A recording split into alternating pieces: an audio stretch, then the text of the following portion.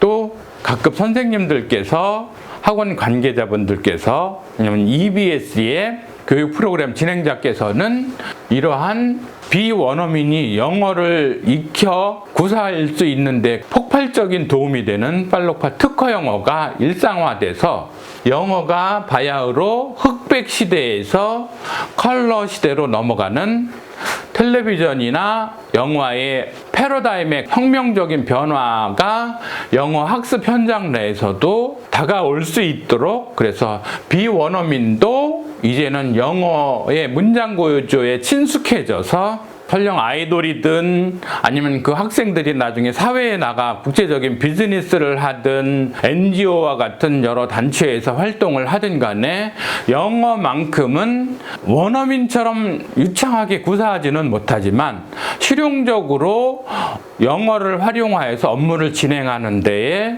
불편함이 없도록 그 초석을 닦아주시는 것이 필요한 시점이 아닌가 생각을 합니다.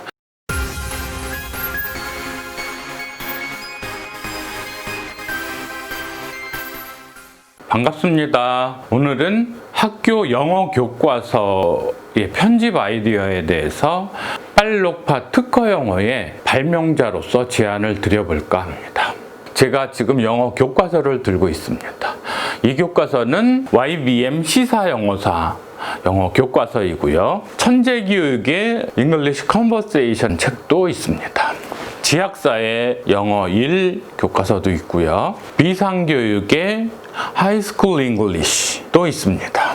물론 자습서, 학습서로서 YBM의 영어 학습서도 있습니다.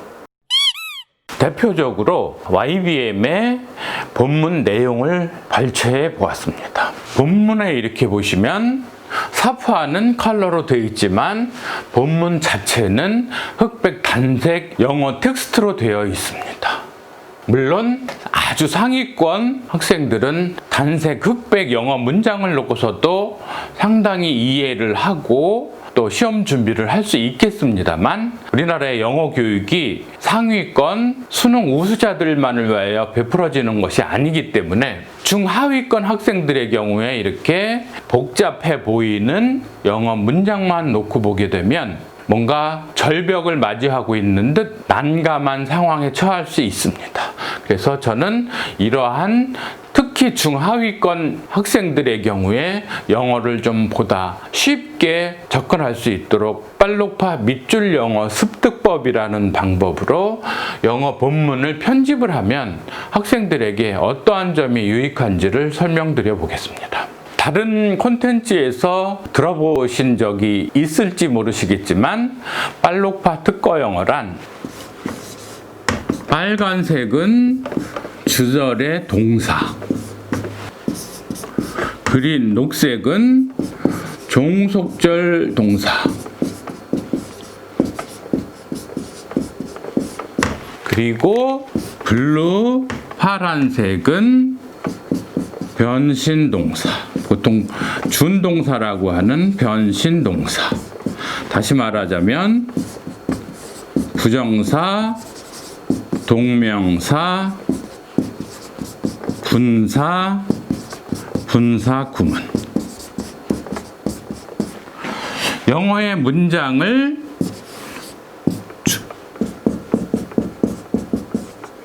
절 형태의 주어 동사가 있는 문장 구조에서 구 형태로 축약해서 기술해보는 간편요법, 변신동사인 거죠. 그래서 부정사용법을 쓰게 되면 동사를 가지고 명사, 형용사, 부사, 구를 만들어낼 수 있죠.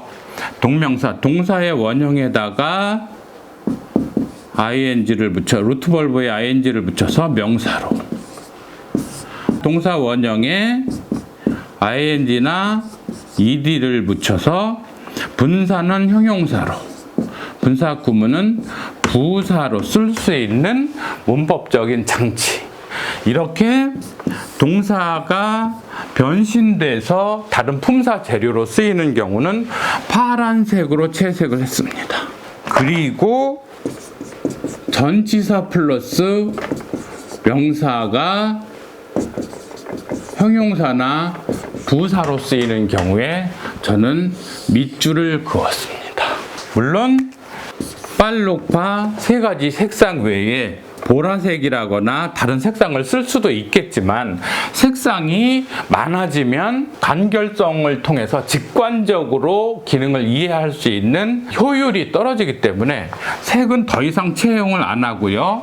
흔히 빛의 삼원색이라고 하는 빨록파, 색의 삼원색, 빨노파에서 노란색은 인쇄를 했을 때 눈에 잘 들어오지 않기 때문에 채도상으로도 우수하고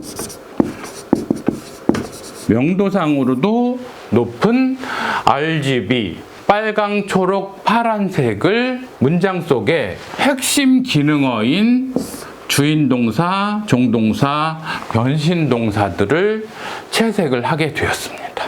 그리고 전치사 플러스 명사는 제4의 색을 채택하지 않고 밑줄을 그은 이유는 전명구의 경우에는 시간적 표현이든 공간적 표현이든 여타 서술 표현이 전명구가 연속돼서 오기 때문에 각각의 전치사 구를 구별할 수 있는 역할을 쉽게 해줄 수 있기 때문에 예를 들자면 at 11 on Sunday in March in 2001 이렇게 예를 들어서 시간적인 표현에서 작고 좀 더 크고 좀 더 크고 아주 더 큰 이렇게 부사 전명구의 연속이 올 경우에 이렇게 밑줄을 그어서 끊어주면 학생들의 경우에 각각의 전명구의 사이즈를 가늠하기도 훨씬 쉬워지죠. 특히 자습서, 학습서를 출간하시는 출판사 편집 담당자분들께서는 저희 빨록파 밑줄 영어의 밑줄은 그대로 살려주시고 혹시나 필요에 의해서 밑줄을 동원하실 필요가 있을 때는 꼭 점선 밑줄로 표시를 하셔서 점선 밑줄 친 이렇게 하셔서 살려주시면 저희 특허의 효율을 100% 교육 현장에서 발휘할 수 있게 도와주시는 셈이 되고 시험 문제의 출제라거나 하는데 하등의 지장을 받지는 않습니다.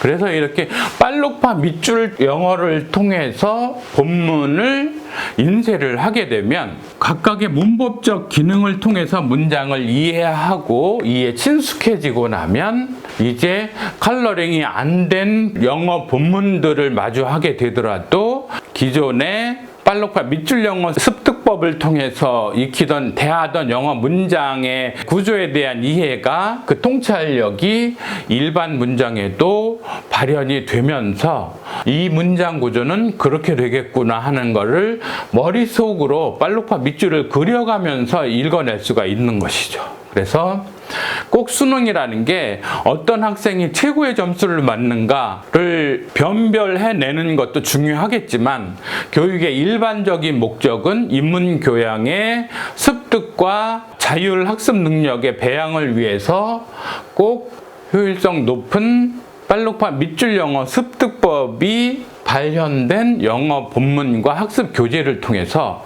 우리 학생들의 영어 문장을 대하는 아니면 영어 문장을 이해하는 수준을 높여주는 것이 반드시 필요하다고 생각을 합니다.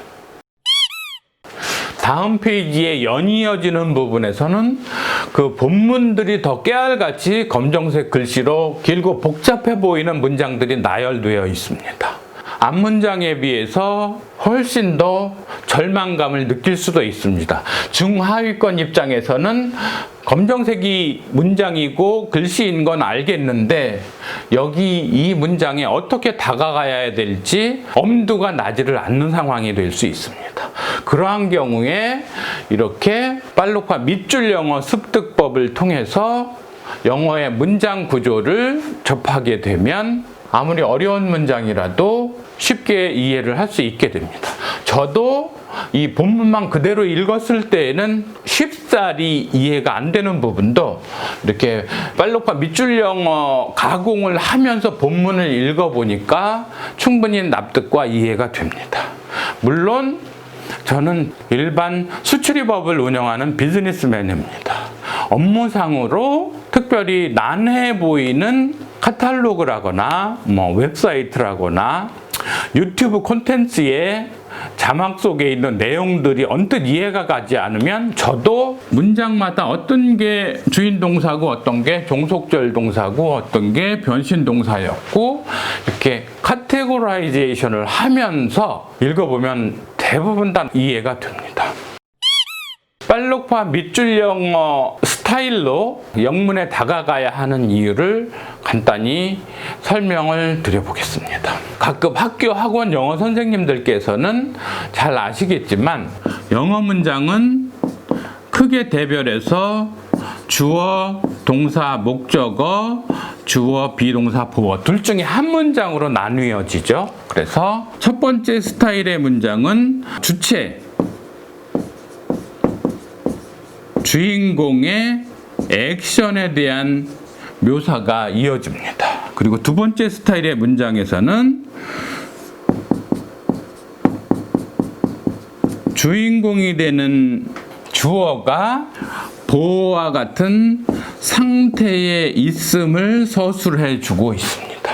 이렇게 한 문장 내에서 그 문장이 주인공의 동작이나 주인공의 상태를 가르는 비동사, 일반동사 이 부분을 일단 주절의 동사를 저는 빨간색으로 채색을 해서 이 문장의 골격이 주인공의 동작이냐 상태냐를 분간을 하게 해준다는 차원에서 빨간색으로 주절의 동사를 채색을 합니다.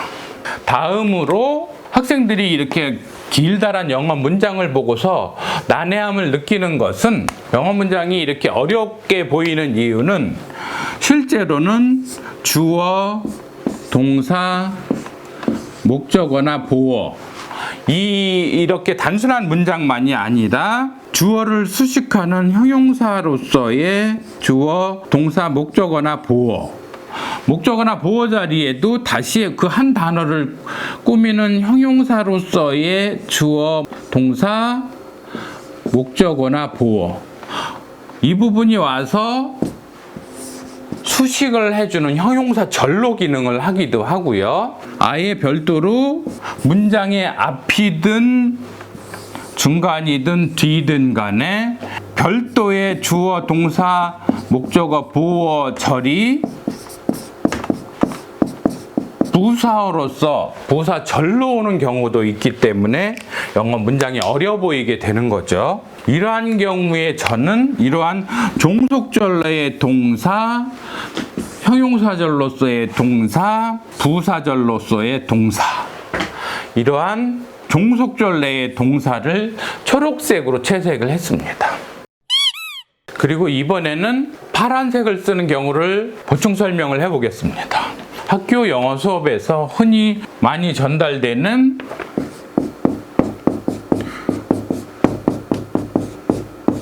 부정사, 동명사,